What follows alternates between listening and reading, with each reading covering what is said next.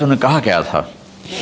تو انہوں نے کہا جی میں نے بچے کی جب سنی شکایت میری کی ہے تو میں نے کہا تھا غضوتک مولودا وعلتک یافعا تعل بما اجنی علیک وتنہل وإذا ضاقتک بالسقم لیلۃ لم ابت لسقمک الا ساہرا اتململ کأنی انا المتروک دونک بالذی ترکت به دونی وعینی تحملہ تخاف الرضا نفسی علیک وإنہا لتعلم ان الموت وقت مؤجل فلما بلغت السن والغایة التي الیہ مدى ما فیک كنت اؤمل جعلت جزائی غلظة وفظاظة كأنك انت المنعم المتفضل فلیتک ان لم ترع حق ابوتی فعلت كما الجار المجاور يفعل فأولیتنی حق الجوار لم تکن علی بمال دون مالک تبخل۔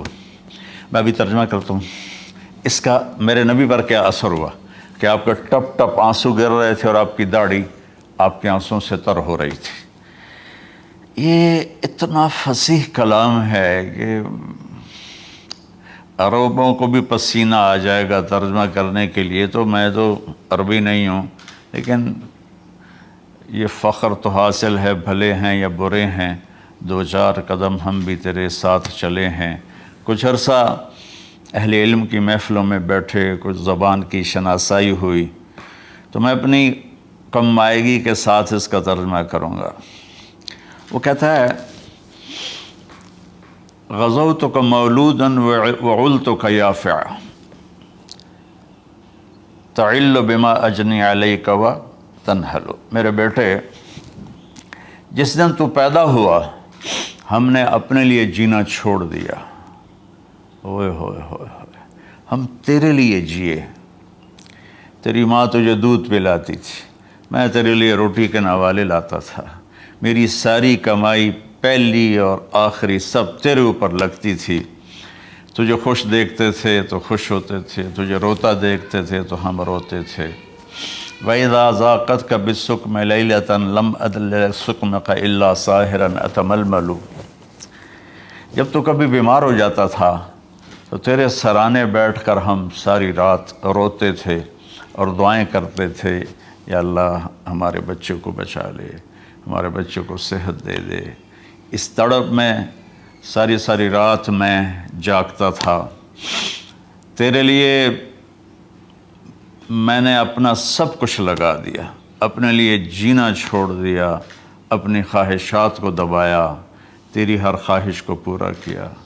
تجھے مسکرانے کے لیے، تجھے ہنسانے کے لیے میں دھکے دھوڑے کھاتا رہا، کبھی گرمی لو کی جھلسا دینے والی ریت اور کبھی سردی کے سرد ہوا کے تھپیڑے، لیکن میں ان دونوں سے گزرتا ہوا تجھے پالنے کی خاطر اپنے آپ کو کھپاتا رہا۔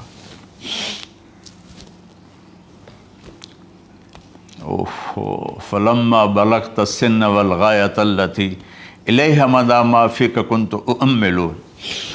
بیٹا، میں نے اپنے ہڈیوں کا رس بھی تیرے اندر ڈال دیا۔ صرف کمائی نہیں، میں نے اپنے ہڈیوں کا رس تیرے اندر ڈالا۔ میں نے جو کچھ تھا تیرے اوپر قربان کیا۔ تجھے مسکراتا دیکھ کر میں اپنے غم بھولتا تھا، تجھے ہنستا دیکھ کر مجھے دکھ بھول جاتے تھے، اور پھر آہستہ آہستہ آہستہ میری ہڈیوں کا گودا، میری کمائی تیرے اندر گئی، اور تو ایک خوبصورت درخت کی طرح بڑھتا چلا گیا، بڑھتا چلا گیا، بڑھتا چلا گیا، بڑھتا چلا گیا، اور میری بڑھاپے نے کمر جھکا دی اور میں جھکتا چلا گیا، جھکتا چلا گیا۔ میرا خیال تھا کہ جیسے میں اس کی انگلی پکڑ کے چلتا تھا، اب میری باری ہے، یہ میری انگلی پکڑ کے چلے گا۔ جیسے میں اسے سینے سے لگاتا تھا، پیار کرتا تھا، جھولے جھلاتا تھا، باغ میں لے جاتا تھا، یہ ساری اس کی تعبیرات کے اندر داخل ہیں، الفاظ میں نہیں ہیں۔ تو مجھے خیال آتا تھا جب میں بوڑھا ہو جاؤں گا نا تو میرا بیٹا بھی مجھے ایسے ہی لے کے پھرے گا، میرا بیٹا بھی میری سنے گا۔ یہ 100 دفعہ پوچھتا تھا یہ کیا ہے، اور میں ہر دفعہ جواب دیتا تھا یہ ہے۔ تو اب میں بڑھاپے میں اس سے بات کروں گا، یہ میری بات سنے گا۔ میں اس کو نوالے کھلاتا تھا، یہ مجھے روٹی کھلائے گا۔ میں اس کا انگلی پکڑ کے چلتا تھا، یہ میرا ہاتھ پکڑ کے چلے گا۔ میری کمر بڑھاپے نے جھکا دی اور میں ایک خشک پیڑ کی طرح ہو گیا، اور جوانی نے تیری کمر کو سیدھا کیا اور تو ایک تر و تازہ درخت بن گیا۔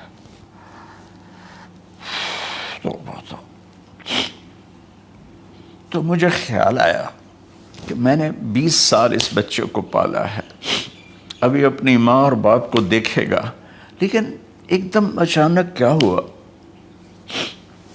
فَلَمَّا بَلَغْتَ السِّنَّ وَالْغَایَةَ الَّتِي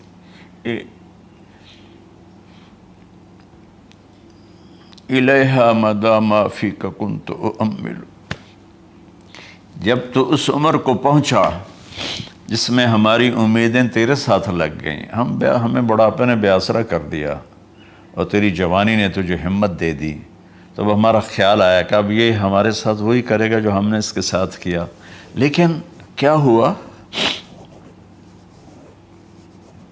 جعلت جزائی غلظۃ وفظاظۃ کأنک انت المنعم المتفضل،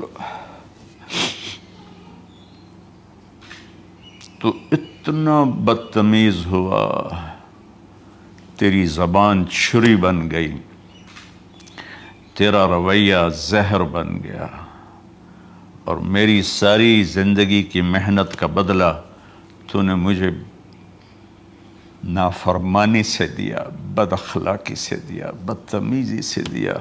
میں حیرت بھری نظروں سے تجھے دیکھتا رہا، اور میں اپنی پچھلی 20 سالہ زندگی کو جھٹلاتا رہا کہ میرے خیال میں میں اس کا نوکر ہوں اور یہ میرا مالک، میں اس کا باپ نہیں، میں اس کا نوکر ہوں، کیونکہ ماں باپ کے ساتھ تو ایسا کوئی نہیں کرتا ہے، یہ میرا مالک ہے اور میں اس کا نوکر ہوں، اس لیے مجھے ڈانٹ رہا ہے۔ کتنے بچوں کو میں نے یہ کہتے سنا اپنے باپ کو، تو میرے واسطے آج تک کیتا کی، تو میرے واسطے آج تک بنایا کی،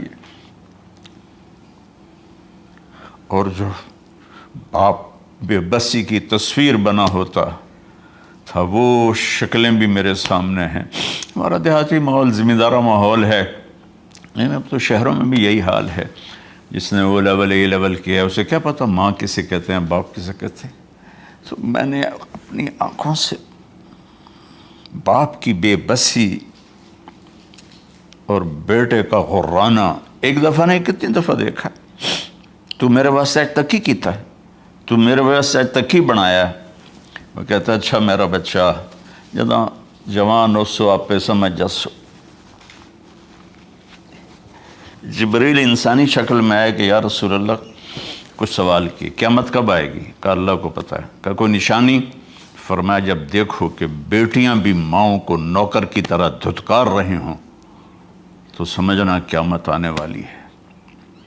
کچھ عرصہ پہلے ایک بچی اور ماں، تو ماں کچھ بات کر رہی تھی اور بیٹی کہہ رہی تھی بھوک نہیں بھوک نہیں، اور اس کی ماں کے خون سے بھرے ہوئے آنسو بہہ رہے تھے اور اس کی ہچکیاں لگ رہی تھی کہ یہ وہ ہے جس کو میں نے اپنے پیٹ سے جنا اور اپنی چھاتی کا دودھ پلاتے پلاتے پلاتے میں نے کتنی تکلیفیں برداشت کی، اور آج کر یہ بھوک نہیں۔ تو کمال کے اشعار میں سوچ رہا ہوں جب میرا یہ حال ہے 1400 سال بعد کہ میرے آنسو نہیں رک رہے، تو اللہ کے نبی تو زارو قطار روئے تھے، داڑھی آنسوں سے تر ہو گئی تھی۔ کہا بیٹا جب تو نے میری ساری زندگی کی محنتوں کا بدلہ بدتمیزی سے دیا، گالی گلوچ سے دیا، دھکے دے کر باپ کو گھر سے نکال دیتے ہیں، تو بیٹا میں یہ سمجھا کہ تو نے ایک خواب دیکھا تھا، تو نے ایک خواب دیکھا تھا کہ تو باپ ہے اور یہ بیٹا ہے۔ اصل حقیقت یہ ہے کہ یہ مالک ہے اور میں نوکر ہوں۔ پھر آگے کہتا فلیتک ان لم ترى حق ابوتی فعلت کما الجار المجاور یفعل۔ اچھا چلو بیٹا، تو نے مجھے باپ تو نہ سمجھا، چلو ایک پڑوسی سمجھ لو۔ عرب میں پڑوسی کا بہت خیال کیا جاتا تھا، اور یہ عرب کی شان تھی کہ اپنے پڑوسی کو وہ عزت دیتے تھے جو اپنے گھر میں ایک دوسرے کو عزت دیتے تھے۔ تو اس نے پھر اس کی طرف اشارہ کیا کہ اگر میں تیرا باپ نہیں ہوں، تیرے رویوں کو دیکھ کر تو یہی لگتا ہے کہ میں تیرا نوکر ہوں، تو میرا مالک ہے، تو چلو اتنا تو کر دے جتنا ایک پڑوسی کے ساتھ کرتا ہے۔ فَأَوْلَيْتَنِي حَقَّ الْجِوَارِ وَلَمْ تَكُنْ عَلَيَّ بِمَالٍ دُونَ مَالِكَ تَبْخَلُ۔ تو پڑوسی پر تو عرب خرچ کرتے ہیں، تو بھی تھوڑا سا میرے اوپر خرچ کر دیتا اور تو بخیل نہ بنتا، اور میرے خوابوں کو چکنا چور کر دیا، میری امیدوں پر پانی پھیر دیا، میرے بڑھاپے کو ذلت اور رسوائی میں بدل دیا۔ اچھا میرا پتر جا خوش رہو۔ ماں باپ کہاں بد دعائیں کرتے ہیں؟ تو میرے نبی کی آنکھوں سے آنسو، یہ ساری داڑھی تر ہو گئی، تو آپ نے اس کے بچے کو گریبان سے پکڑا اور جھٹکا دے کر دھکا دے کر دفع ہو جا، انت و مالک لابیک، تو اور تیرا سب کچھ تیرے باپ کا ہے۔ حضرت علی رضی اللہ تعالیٰ عنہ سے کسی نے پوچھا کہ آپ کے بیٹے حسن کیسے بیٹے ہیں؟ کہا حسن میرا وہ بیٹا ہے کہ جب میں چلتا ہوں تو میرے آگے نہیں چلتا، میرے پیچھے چلتا ہے۔ جب کہیں بیٹھنے کا موقع آتا ہے تو یہ پہلے نہیں بیٹھتا، پہلے مجھے بٹھاتا ہے پھر خود بیٹھتا ہے۔ جب کھانے پر بیٹھتے ہیں تو یہ روٹی کی طرف ہاتھ نہیں بڑھاتا جب تک میں نہ بڑھاؤں، یہ سالن کی طرف ہاتھ نہیں بڑھاتا جب تک میں نہ بڑھاؤں۔ میں کمرے میں ہوں تو یہ چھت پہ نہیں چڑھتا کہ میرے باپ کی بے ادبی ہو جائے گی۔ میں حالانکہ چھت پہ چڑھنا ضرورت کے لیے ہوتا ہے، لیکن قربان جائیں اہل بیت کے ایسے ہی اخلاق ہوتے ہیں، آل رسول ایسے ہی ہوتے ہیں۔ میرے عزیزوں نوجوانوں سے کہہ رہا ہوں جن کے والدین زندہ ہیں، ہم تو محروم ہو گئے، وہ قبروں میں چلے گئے، لیکن میں اتنا مصروف رہتا ہوں۔ اب یہ کرونا کی وجہ سے گھر میں بیٹھے ہوئے ہیں، یعنی میری زندگی ایسے پہیے کی طرح گھومی ہے، اور پھر دل کی تکلیف، پھر اس کے ساتھ سر کا درد شدید۔ اس کے باوجود میں روزانہ 10 نفل اپنے باپ کے لیے پڑھتا ہوں، 10 نفل اپنی ماں کے لیے پڑھتا ہوں، اور 4 نفل اپنی خالہ کے لیے پڑھتا ہوں، کہ ساری زندگی سجدوں میں سر رکھ کے اس کا ثواب ماں باپ کو پہنچاؤں، تو ماں باپ کا حق ادا نہیں ہو سکتا۔